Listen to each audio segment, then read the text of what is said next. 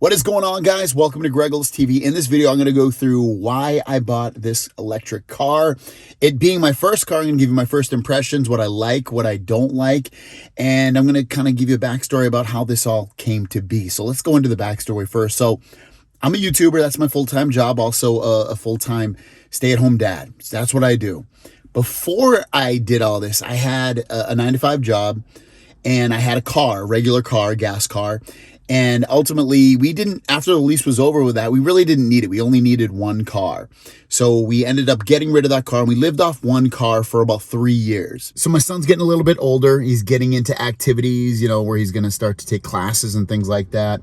And also the fact that COVID being, at least in America, pretty much under control with, the inoculations going on, people getting their shots and things like that.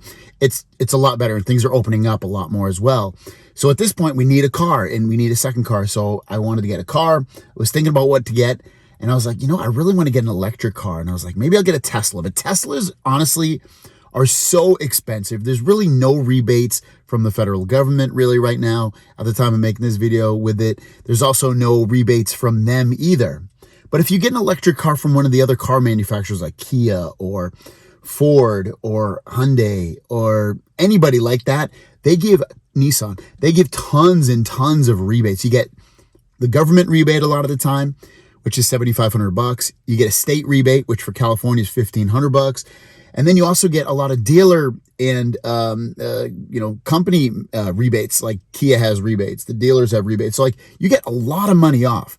This car, and I didn't pay this because I'm doing a lease, but this car is like almost $50,000 after taxes. It's crazy.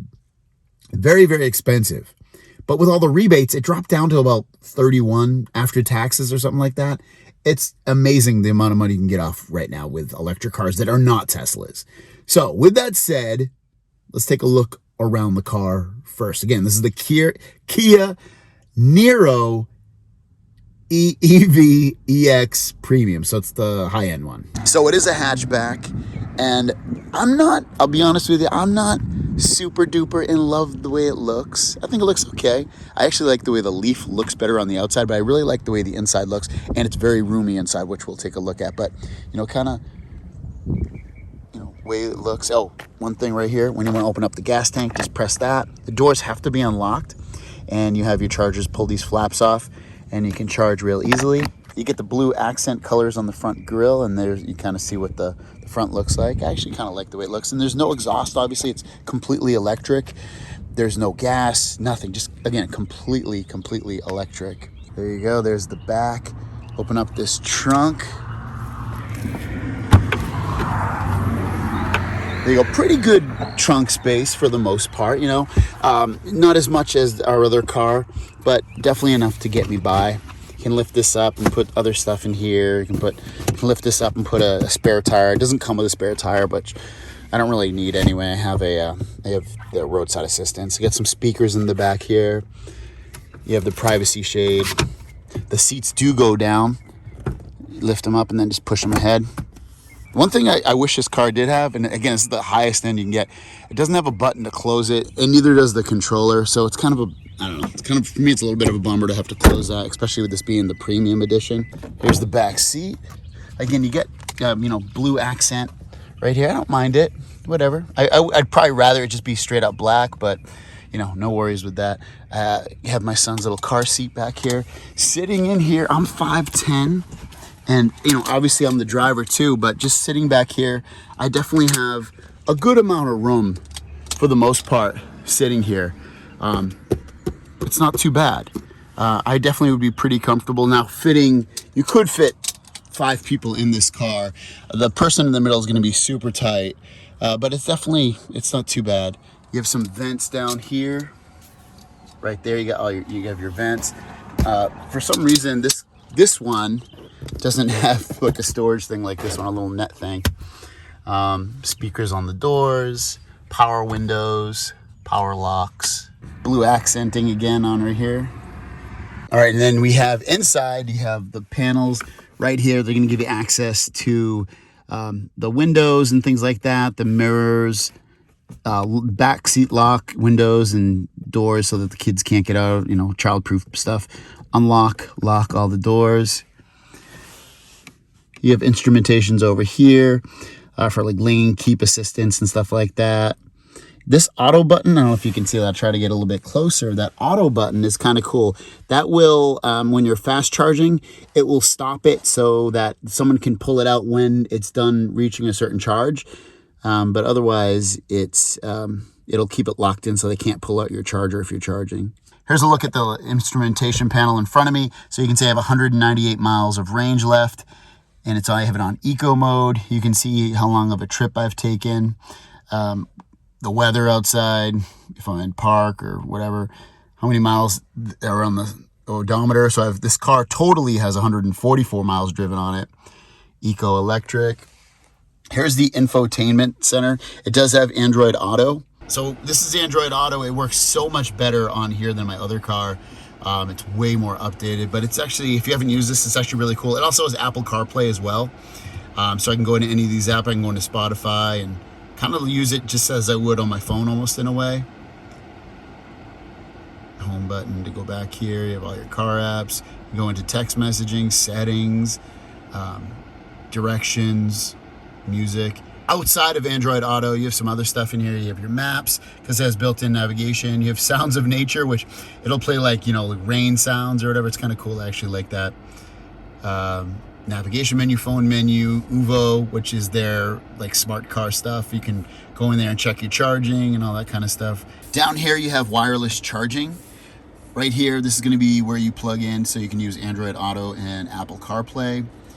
You have more chargers right here. You have a 12 volt and another USB. This is going to be where you have heated and cooling seats. Auto hold will be like if there was someone in front of my car and I tried to press on the brake, I pressed on the gas, it would automatically stop the car. That's my emergency brake. So you just lift it up to turn it on. This is going to be how you go into park, drive, neutral, and reverse. So what you do is press on the brake, and then I turn it. It goes into reverse, and it plays that song. I don't know if you can hear it. There's the backup camera. There's neutral. There's drive, and then when I go to park, just press that. And then again, if I want to go to emergency brake, just lift that up, and that turns on. And all that stuff, the emergency brake automatically turns off once I go into drive or reverse or neutral or anything else. This is the passengers' heated and cooling seats. This is how you change the drive mode right here. So if you want to drive in eco mode, you're going to get the best gas mileage. Normal would be the next best gas mileage. Sport would be the way that you would drive the fastest, the best performance, but you're going to get the lowest mileage per gallon or whatever you want to call it. Little cup holder thing going on right here. And then you have some storage in there. And then the glove compartment is right there. Not that big, but you can get enough stuff in there. And then here's a look at the passenger seat. And then we do have a little sunroof here with controls for that to move it. Open it up and close it. One touch. And then you have light buttons right here. You can turn them on that way too if you just want one. Next, let's take this thing out for a test drive. All right, here we go. A little bit of a driving here. Car's already on. You can hear like this electric noise to it, but otherwise it's actually really, really quiet. And very, very smooth to drive.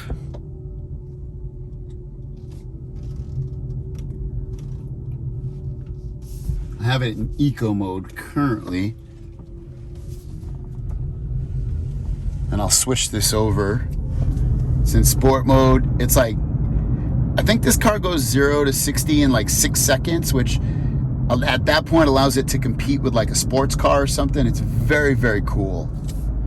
And eco mode, like I said, or I will say, is pretty good as well. The takeoff isn't as amazing, but and it's not as fun in driving in eco mode, but you're gonna get a lot better gas mileage overall.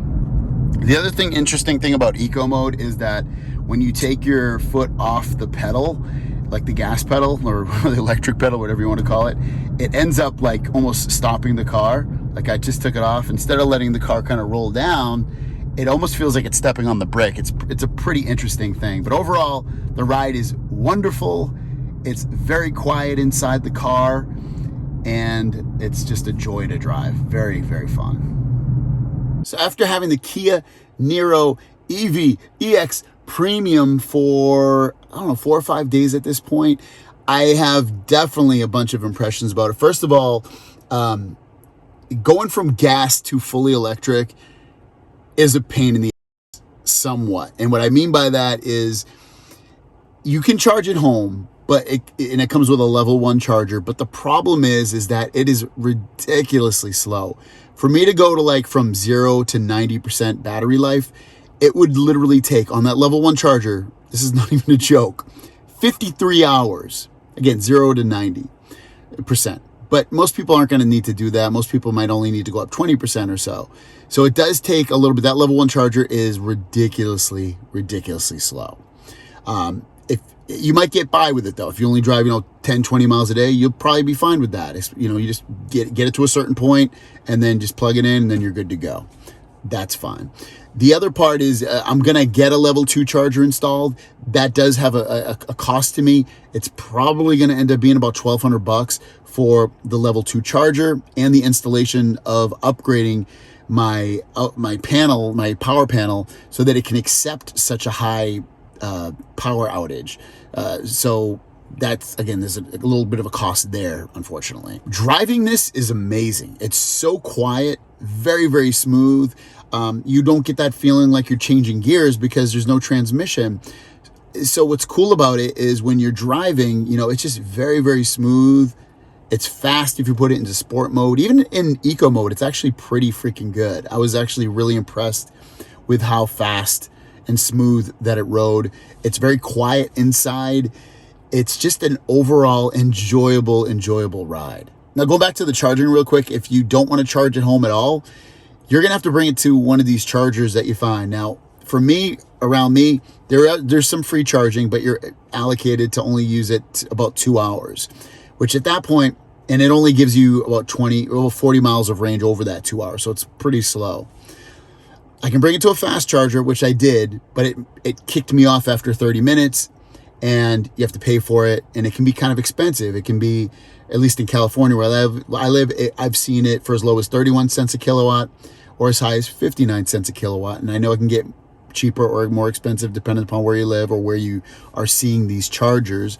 So that was kind of a little bit of a turnoff. But ultimately, even at 59 cents per kilowatt, it's still cheaper than gas. And the way you figure out how much you're going to end up paying is if you used 10 kilowatts and it was costing you 59 cents per kilowatt, it would be like $5.90.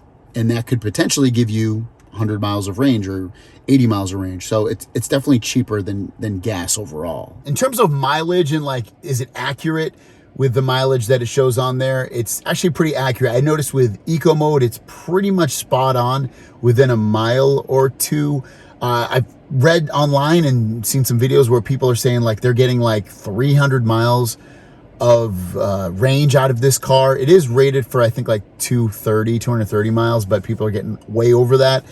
I haven't driven this far enough or long enough because I charge it basically every time I get home. So I haven't really seen what kind of mileage I'm getting, but in terms of being spot on, it's pretty spot on with what it shows me in terms of range versus what I actually get. So with all that said, would I recommend you getting an electric car? Yes, if you are going to upgrade to the level 2 charger to make everything faster, I would say yes.